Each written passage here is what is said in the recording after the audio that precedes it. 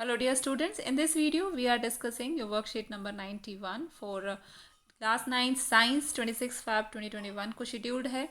Tissue chapter से revision कर रहे हैं इस वर्कशीट में भी। तो आज हम एक इम्पॉर्टेंट टॉपिक करने वाले हैं एपिथेलियल टिश्यूज़ के बारे में। एनिमल टिश्यूज़ में एपिथेलियल टिश्यूज़ क्या करते हैं? So it covers the body and provide protection from outside. ये हमारी बॉडी को कवर करते हैं और हमारी बॉडी को क्या करते हैं, प्रोवाइड करते हैं प्रोटेक्शन फ्रॉम आउटसाइड। आउटसाइड जितनी भी चीज़ें हैं उन सबसे हमारी बॉडी को एक प्रोटेक्शन लेयर जो कौन देता है वो एपिथेलियल टिश्यूज़ होते हैं। तो हमारी जो बॉडी है वो तो स्किन से बनी हुई है, हमारी जो बॉडी है वो स्किन से कवर्ड है। तो स्किन जो है वो किससे बनी हुई है? एपिथेलियल टिश्यू से बनी हुई है। Their main function is to cover the body, internal organs and cavities within the body and it forms a barrier to keep different body systems separate.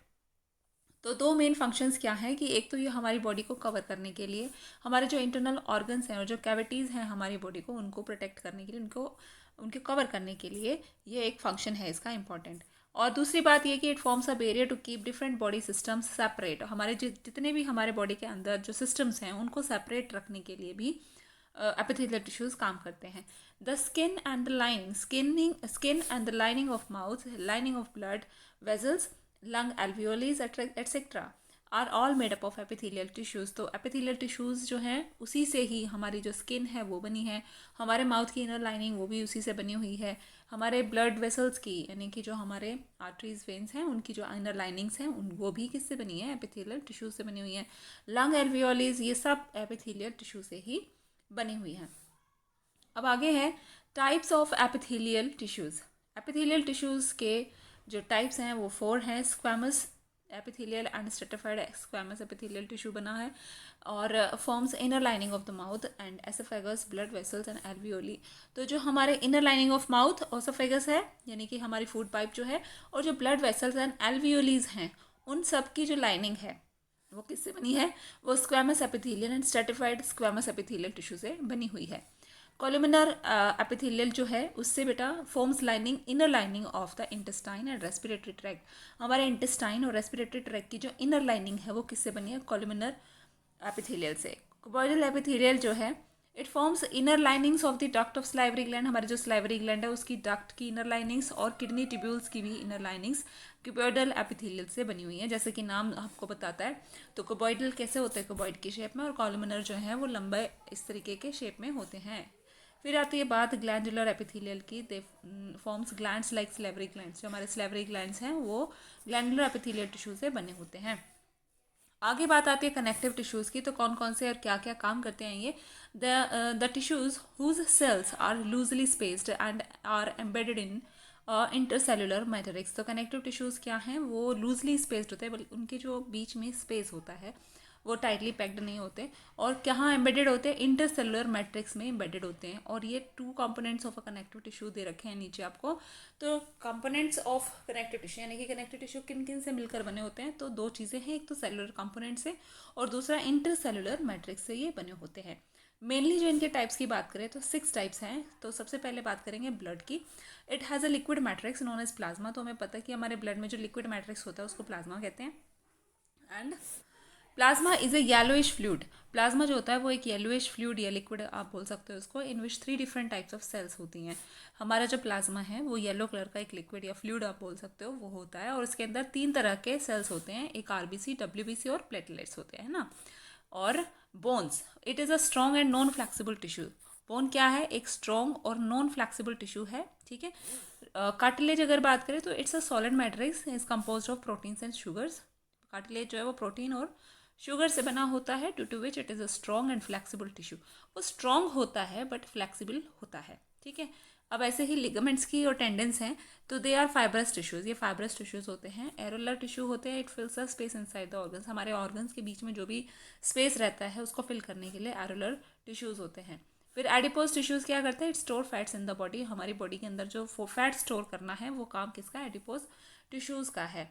अगर हमें गर्मी से या सॉरी सर्दी से अगर हमारी बॉडी बच पाती है, हमें कम ठंड लगती है, तो वो किस वजह से? एडिपोज टिश्यू से।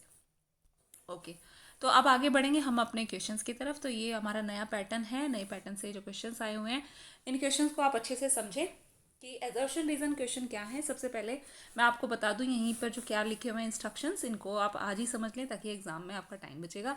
एजर्शन क्या है? यहाँ पर आपको एक स्टेटमेंट दी जाती है, उस स्टेटमेंट को पढ़कर आप एक अपना व्यू रखेंगे और दूसरा फिर जब आप रीज़न पढ़ेंगे तो इसका एजर्शन का आप क्यों या कैसे का आंसर रीज़न में ढूंढने की कोशिश करें। अगर आपको वो आंसर मिल जाता है तो आपका इस पूरे क्वेश्चन का जो आंसर होगा वो ऑप्शन ए होगा, यानी कि आपका ऑप्शन एजर्शन जो है वो भी करेक्ट है, आपका रीज़न भी करेक्ट है और रीज़न जो है वो एजर्शन को अच्छे से व्याख्या कर रहा है, उसको एक्सप्लेन कर रहा है, जस्टिफाई कर रहा है, तो आंसर होगा ए। लेकिन इसी का दूसरा ऑप्शन क्या दिया हुआ है आपको, देखो यहाँ पे ए ऑप्शन जब होता है जब both A and R true and R is correct explanation of assertion. B क्या है, both A and R true, दोनों बातें करेक्ट हों लेकिन आर जो है ना वो एजर्शन को अच्छे से एक्सप्लेन नहीं कर रहा हो। सी क्या है, if A is true but R is false, अगर ए ट्रू होता है, ये तो ट्रू होता है लेकिन आर जो है वो गलत दिया होता है, तो इसका आंसर होगा सी। ठीक है, आंसर को देने आपको ऑप्शन से देने हैं, जो ए बी सी डी आपको ऑप्शन दिए गए हैं। A is false but R is true, अगर ए फॉल्स और आर ट्रू है तो इसमें हमारा, इस केस में, ऐसे केसेस में हमारा आंसर होता है डी। ठीक है, तो अब हम अपने क्वेश्चन देखते हैं। अब क्वेश्चन नंबर 1, 2, 3 के लिए आपको यही अपनाना है, यही इंस्ट्रक्शंस है क्वेश्चन नंबर 1, 2 और 3 के लिए। फर्स्ट देखिए, एजर्शन दिया है adipose tissue protect from cold, तो ये बात बिल्कुल ठीक है, जो एडिपोज टिश्यू है वो हमारी बॉडी को कोल्ड से बचाते हैं। रीज़न क्या दिया है कि adipose tissue store fats in the body, तो एडिपोज टिश्यू क्या करते हैं, इनका काम होता है, अभी हमने पढ़ा था वर्कशीट में कि ये फैट को स्टोर करते हैं बॉडी के अंदर, तो ये तो करेक्ट बात है, दोनों करेक्ट बात हैं। और यहाँ पे जो रीज़न दिया गया है वो ए का, यानी कि एजर्शन का ही दिया हुआ है, ये इसका करेक्ट रीज़न भी है। तो आंसर क्या होना चाहिए इसमें, हमारा A option will be our answer. चलिए सेकेंड क्वेश्चन देखते हैं। यहाँ पर एजर्शन दिया ligament and tendons are fibrous connective tissues, और रीजन दिया ligament connect bone to bone and tendons connect muscle to muscle. अब यहाँ लिगामेंट और टेंडन्स के बारे में बताया कि दे फाइब्रस कनेक्टिव टिश्यूज होते हैं, तो करेक्ट है।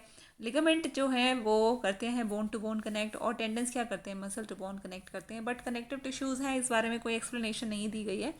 ऐसे केस में जब दोनों ही स्टेटमेंट्स, रीजन भी और एजर्शन भी दोनों करेक्ट होते हैं बट रीजन एजर्शन को एक्सप्लेन नहीं करता, उस केस में बेटा आंसर होता है B.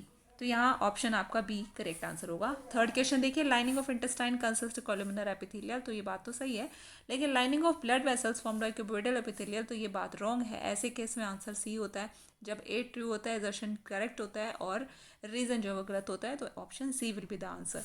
So what is the difference between a bone and cartilage, इसका आंसर देखते हैं। And write the functions of epithelial tissues, क्या होते हैं इनके फंक्शन एपिथेलियल टिश्यू के, इसका आंसर भी अभी हम इकट्ठा ही देखेंगे। तो चलिए, तो क्वेश्चन नंबर 4 में हमने लिखना है, bones are the hard inelastic और and a tough organ that forms vertebral skeleton. तो वर्टिब्रल स्केलेटन को कौन बनाता है, बोन्स बनाती हैं, और ये हार्ड होती हैं, इनइलास्टिक होती हैं, यानी कि फ्लेक्सिबल नहीं होती, और टफ होती हैं, टफ ऑर्गन है। कार्टिलेज कैसा होता है, वो सॉफ्ट होता है, इलास्टिक होता है, फ्लेक्सिबल होता है, कनेक्टिव टिश्यू से होता है, बना होता है, and that protects the bone from rubbing against each other, एक दूसरे से बोन्स जो है हमारी ना रब हो, इस वजह से कार्टिलेज जो है वो हेल्पफुल होती है हमारी बॉडी के लिए। अब है आंसर नंबर 5, तो that is functions of epithelial tissues. क्या क्या फंक्शंस होते हैं एपिथेलियल टिश्यू के, they form the outer layer of the skin and it forms barrier to keep different body system separate and help in absorption of water and nutrients. तो ये थी हमारी आज की छोटी सी वर्कशीट, इसको कंप्लीट कीजिए और अब मिलते हैं आपसे अगले वीडियो में। होपफुली आपको इंटरेस्टिंगली ये समझ आई होगी, ये वीडियो वर्कशीट समझ आई होगी, तो वीडियो को ज़रूर लाइक कीजिएगा और चैनल को सब्सक्राइब ज़रूर कर लें।